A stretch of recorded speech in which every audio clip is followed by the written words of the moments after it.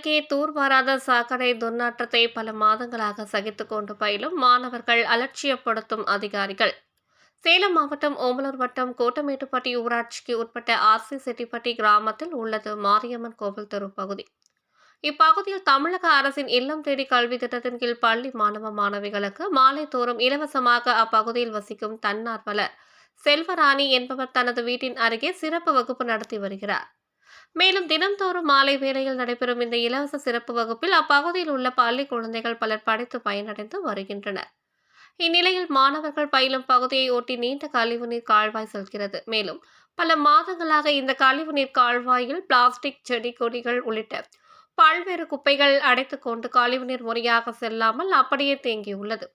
மேலும் இந்த கழிவுநீர் கால்வாய் முறையாக தூர்வாரப்படாததால் கொசுக்கள் முட்டையிட்டு வருவதுடன் இப்பகுதி முழுவதும் கடுமையான துர்நாற்றமும் வீசி வருகிறது. இதனால் இப்பகுதியில் சிறப்பு வகுப்புகள் பயின்று வரும் பள்ளி மாணவ மாணவிகள் இந்த துர்நாற்றத்தினால் கடும் அவதி அடைந்து வருவதோடு கொசுக்களினால் பரவக்கூடிய மலேரியா, டைபாய்டு போன்ற நோய்களுக்கும் ஆளாகின்றனர். மேலும் பொதுமக்கள் பயன்படுத்தும் தண்ணீர் டேங்கும் இதன் அருகே உள்ளது குறிப்பிடத்தக்கது. இதனிடையே மாணவர்களுக்கு இல்லம் தேடி கல்வி சிறப்பு வகுப்பை நடத்தும் தன்னார்வலர் செல்வராணி கூறுகையில், கழிவுநீர் கால்வாய் தூர்வாரப்படாததால் அதிலிருந்து வெளிவரும் கொசுக்களால் பள்ளி குழந்தைகள் பாதிக்கப்பட்டு அடிக்கடி காய்ச்சலால் அவதி அடைந்து வருவதாகவும், இதனால் பெற்றோர்கள் இல்லம் தேடி கல்வி வகுப்பிற்கு மாணவர்களை அனுப்ப மறுக்கின்றனர் என கூறினார்.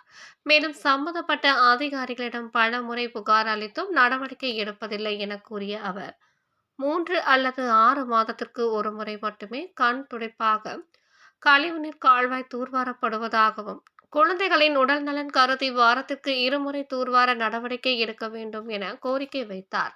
ஓமலூர் செய்தியாளர் சேவியர். எதுவுமே க்ளீன் பண்ணுறதில்ல. பஞ்சாயத்தில் நாங்கள் சொல்லியும் அவங்க எதுவும் கண்டுக்கிற மாதிரி தெரியல. நாங்கள் ரொம்ப நாளாகவே சொல்லிகிட்டு இருக்கிறோம். இங்கே வந்து பக்கத்தில் டியூஷன் நடந்துகிட்ருக்குது, வந்து க்ளீன் பண்ணி கொடுங்கன்னு நாங்கள் வந்து புகார் பண்ணியும் அவங்க கண்டுக்கிற மாதிரி தெரியல. ரொம்ப நாளாகவே இப்படியே துர்நாற்றம் அடிக்கிறதுனால பசங்களோட பேரண்ட்ஸும் வந்து எங்ககிட்ட கம்ப்ளைண்ட் பண்ணுறாங்க. நாங்கள் எப்படி பசங்களை அனுப்புறது? இங்கே வந்து இவ்வளோ சாக்கடை வந்து க்ளீன் பண்ணாமல் இருந்தால் பசங்க எப்படி வந்து படிப்பாங்க? ஸ்மெல் அதிகமாக இருக்கிறதுனால பசங்க வந்து வீட்டில் போய் கம்ப்ளைண்ட் பண்ணுறாங்க.